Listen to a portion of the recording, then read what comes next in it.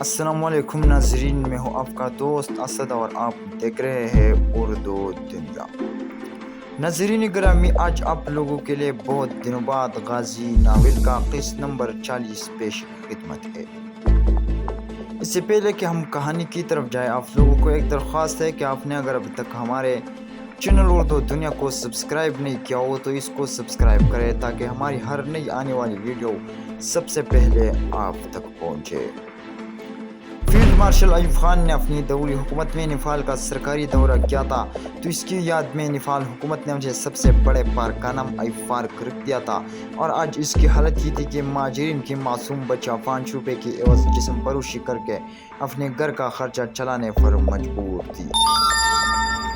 Ayub park جسم فروشی کا آڈا بنا ہوا تھا۔ گومے نے صورتحال دیکھ کر یہ کام بند کروا دیا تھا اور سب مہاجروں کو اپنے پاس سے گھریلو اخراجات دینے شروع کر دیے تھے۔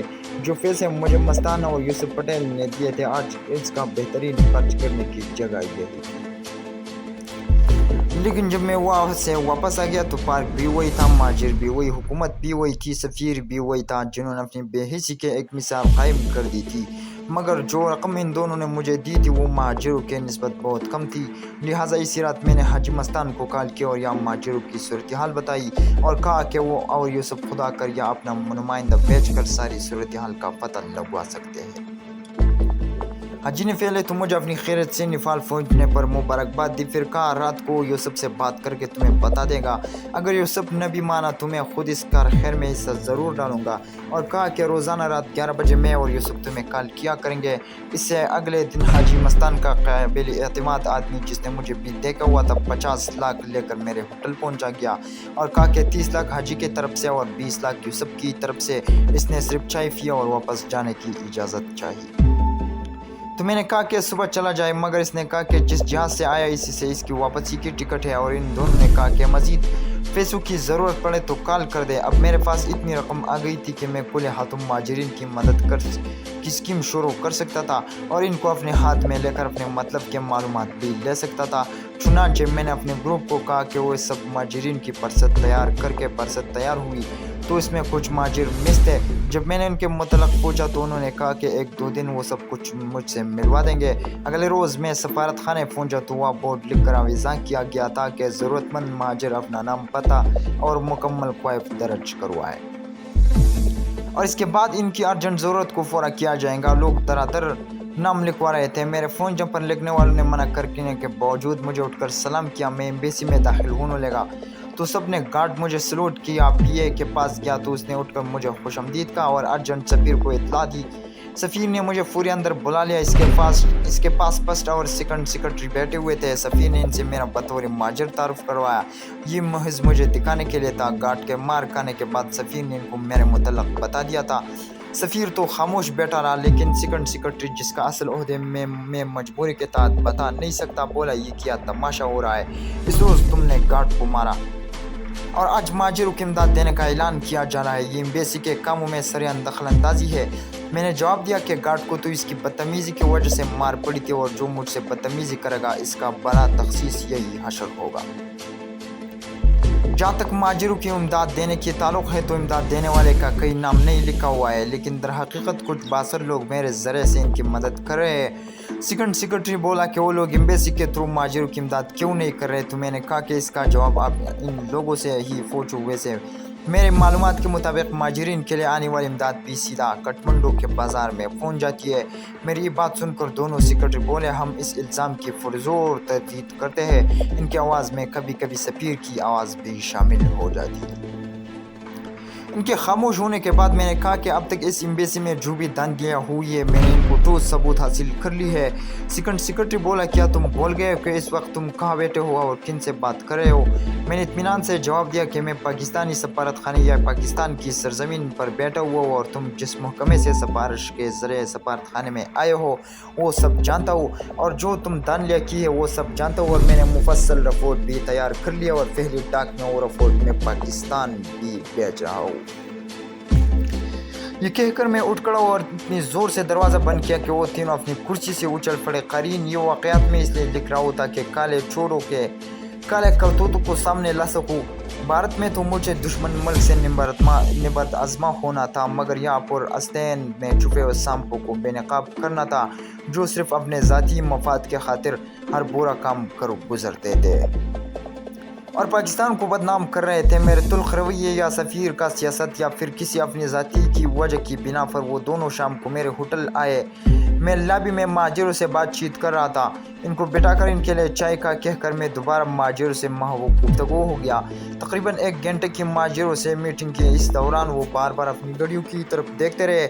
महाजिरों से फारिग होकर मैं इनके पास जा बैठा और दोनों उठकर मिले और बगैर इजाज़त आने की माज़रत चाही और अपने सख्त रवैये को बोलकर आइंदा मेरे साथ ताउन का वादा किया। मैंने कहा कि जो रिपोर्ट मैंने तैयार की है वो हर हाल में पाकिस्तान जाएगी। हाँ, अगर वो इस बात की तहकीक करे, मुझे रिपोर्ट दे कि UNO के दिए गए सामान बाजार में कौन फ़रोख्त करता है, तो भी वो रिपोर्ट पाकिस्तान भिजवा देगा। उन्होंने 2 दिन का टाइम लिया। 2 दिन बाद उन्होंने 2 गार्डों के नाम दिए और रिपोर्ट बना कर दी कि ये इसमें मुलविस है। मैंने रिपोर्ट लिया और पढ़ा और इसमें मज़ीद शामिल किया कि अगर गार्ड इसमें मुलविस है तो इससे पहले तहकीक क्यों नहीं की गई, जबकि सफ़ीर को सब पता होता था कि कहाँ से इमदाद आ रही है, किस तारीख को आ रही है, मुतल्लिका लोगों को मिले है या नहीं। मेरा अपना ज़ाती ख्याल है कि इसमें गार्ड के साथ ऊपर वाले भी मिले हुए हैं। ये सब की मिली भुगत है। मेरा काम था सच और रिपोर्ट भेजना और मैंने कर दिया। अब आगे फैसला करना आपका काम है। और साथ में 20,000 कंबलों का जिक्र भी किया और जिस दुकान पर ये सामान फरोख्त होता था इनकी रसीदें भी साथ भिजवा दी। मैंने डाक का मोड़ लगाकर तीला लिया, इसमें डाक की ताला लगाया और अपने सामने सफारतखाने के बस में रखवा कर बैठ गया। जब डाक वाली गाड़ी आई, अपने सामान डाक रुकवाई और डाक वाली गाड़ी के ड्राइवर के साथ बैठ गया। एयरपोर्ट पहुंचने पर अपने सामान डाक कार्गो सेंटर के हवाले किया और जब डिस्क जमा हो गई तो वापस आया। इतनी एहतियात इसलिए की कि गैर मुस्लिम तो गैर मुस्लिम है, इनका किया गया इनसे तो कुछ भी बाइद हो सकता है, मगर यह अपने हिंदुओं से भी ज़्यादा 2 नंबरी में आगे नज़र आ रहे थे। इसलिए ये सारी कार्रवाई अपनी निगरानी में की। वहाँ से वापस ही होटल पहुंचा तो माजिरों के साथ वहाँ एक अलहदा टेबल पर सफारत खाने का वायरलेस ऑपरेटर भी मेरे इंतज़ार में बैठा हुआ था। ये वही ऑपरेटर था जिसके मतलब खुफिया महकमे ने बताया था कि ये भी अपने महकमे का आदमी है। उसे लेकर मैं अपने कमरे में आ गया। कुछ देर रस्मी गुफ्तगू के बाद मैंने उसे अपने महकमे का खुफिया ख़त दिखाया। ख़त देखने के बाद वो तो पट पड़ा और इसने मुझे मेरे खिलाफ होने वाले अपनी की 2 ऐसी खुफिया साजिश का बताया कि मेरी आंख की फटी की पटे रह गई। इसने बताया कि सफ़ीर ने एक पैगाम वज़ारत ख़ारिजा को ट्रांसमिट करवाया कि मैं सफारत खाने के कामों में रखनांदाजी कर रहा हूँ और माजिरों को सफारत खाने पर हमला करने और मुलाजिमीन को हलाक करने की प्लानिंग कर रहा हूँ। इस काम के लिए मैं भारत से बहुत सारे रुपये भी लाया हूँ और माजिरों में तकसीम करके उन्हें अपने हमनवा बना रहा हूँ। सफ़ीर ने सवालिया निशान के साथ ये लिखा है कि क्या ये मुमकिन नहीं कि भारत ने ये रुपया मुझे इस काम के लिए दिया हो। दूसरी साजिश ने ये बताई कि सफ़ीर ने 2 जराइम पेशा निफालियों को घर पर बुलाकर कुछ हिदायत दी है। हिदायत किया है इसका तो इल्म नहीं, अलबत्ता जब आप डाक वाली गाड़ी पर सवार हो रहे थे तो इन दोनों निफालियों ने आपकी तस्वीर उतारी थी। उन्हें तस्वीर उतारते मैंने खुद देखा था। चूँकि आपके मुतल्लक मुझे महकमे से हिदायत मिल चुकी है, इसलिए ये सारी कार्रवाई आपको बताने आ गया हूँ। मैंने इसका शुक्रिया अदा किया और होटल के पिछले रास्ते से उसे वापस भेज दिया। निफाली जराइम पेशा अपराध का सफ़ीर से मिलना और मेरी तस्वीर उतारना मकसद वाज़ेह था कि मुझे बेखबरी में कत्ल करवाना चाहते थे। अपनी दानियों पर पर्दा डालने के लिए सफ़ीर को बस यही एक रास्ता नज़र आया था। बहुत सोच व विचार के बाद मैंने फैसला किया कि ये सारी रिपोर्ट भी महकमे को ट्रांसमिट कर दूँ, मगर साथ ही ज़हन में आया कि ट्रांसमिट का डायरेक्ट रबता वज़ारत ख़ारिजा से है, इसलिए ये भी न कर सका। डाक का सोचा तो अभी डाक भेजने में भी बहुत दिन पड़े थे। खैर आखिरी रास्ता जो नज़र आया, अल्लाह को दिल जान से पुकारा और सूरत हाल में मदद के लिए पुकारा और दिल मुतमईन होने पर हर किस्म के सूरत हाल से निपटने के लिए खुद को तैयार कर लिया। मुझे यकीन था कि मेरी रिपोर्ट्स की रोशनी में मेरा महकमा सफ़ीर की रिपोर्ट की चित्रें उड़ा देगा, लिहाजा इसके बाद मैं बहुत एहतियात से रहने लगा और 2-3 खातिर हमदर्द माजिरों के साथ बाहर निकलने लगा। सफारत खाने भी जाना कम कर दिया था। आइंदा चंद रोज़ में मुझे इन माजिरों की लिस्ट मिल गई जो माली लिहाज से मुस्तकम थे और ज़रूरतमंद माजिरों की खातिर ख्वाह मदद भी करते थे, बल्कि इनके कदीम जानने वाले माजिरों से भी रबिता हो गया। उन्होंने मुझे जो कुछ बताया इसका लबाब ये था कि उन माजिरों में कुछ तो मशरक़ी पाकिस्तान में भी साहिब हैसियत है। اور اس پر اختلی سے دوسروں کو بھی مدد کرتے تھے۔ 25 مارچ 1971 سے پہلے اور بعد میں خانہ جنگی کے دوران انہوں نے بہت سی باہری اور پاکستانی مہاجروں کو اپنے پاس پناہ بھی دی تھی۔ ان میں ایک شاہی مرزا بھی تھے جو آج کل پاکستان ڈراموں میں کام کرتے ہیں۔ یہ اپنے ہمراہ جو کچھ بھی نفال لا سکے انہوں نے باوجود کثیر الاولاد ہونے کے ضرورت مندوں میں بانٹ دیا تھا۔ کچھ مہاجر ایسے بھی تھے جن کے سابقہ جاننے والوں نے بتایا کہ مشرقی پاکستان میں ان کی مالی حالت اچھی نہ تھی، لیکن نفال پہنچنے کے بعد وہ کھلے مکانوں میں رہنے لگے اور کھلا خرچ بھی کرنے لگے۔ ان لوگوں نے نفال میں اپنے ضرورت مندوں کے حلقے بنا رکھے تھے جن کے ساتھ تقریباً ہر روز محفلیں جمتی تھی۔ ان فارغ البال مہاجروں کی تیسری قسم وہ تھی جنہیں سابقہ مشرقی پاکستان میں ان کے بتائے ہوئے ایڈریس کے مطابق کوئی بھی نہ جانتا تھا، حتیٰ کہ ان کے شہر گلی محلوں والے بھی ان سے ناواقف تھے۔ سفارت خانے سے مجھے رجسٹرڈ مہاجروں کی فہرست مل چکی تھی۔ ان کے علاوہ مہاجروں نے بھی اپنی طرف سے مکمل فہرست تیار کر رکھی تھی۔ دونوں فہرستوں میں ان کی تیسری قسم کے مہاجروں کے مکمل پتے درج تھے، لیکن ان کو جاننے اور پہچاننے والا کوئی نہ تھا۔ ایک بڑی عجیب بات یہ تھی کہ اس تیسری قسم کے مہاجروں کی کوئی افراد خانہ بھی نہ تھی، بقول ان کے ان کے افراد خانہ یا تو مشرقی پاکستان میں فسادات کے دوران یا مکتی بانی کے ہاتھوں شہید ہو گئے اور وہ بالکل اکیلے ہی نفال پہنچے تھے۔ مجھے سونپے گئے مشن کے مطابق میری سب سے دلچسپی ان تیسرے قسم کے مہاجروں سے تھی۔ اس مشن کے لیے نہ تو سفارت خانے پر بھروسہ کر سکتا تھا کیونکہ وہ تو پہلے ہی غدار ہو چکے تھے، بک چکے تھے، اور نہ ہی کسی اور کے اوپر اعتماد کر سکتا تھا۔ اس کال میں نے یہ ڈھونڈا کہ ہر روز ایسے 5-6 مہاجروں کو ملنے اور اپنے ہمراہین کو ان کے شہر محلہ اور گلی میں ساتھ رہنے والوں کے ساتھ لے جانے کا پروگرام بنانا تاکہ ان کی اصلیت جان سکوں۔ پہلے روز ہم اللہ کے نام لے کر ہم ایسے ہی ایک مہاجر کے گھر گئے جس نے خود کو کلنا میں سلیب ہوٹل سے ملی ہوئی عمارت کا رہائشی بتایا تھا۔ میرے ساتھ کلنا کے معتبر 3 مہاجر تھے۔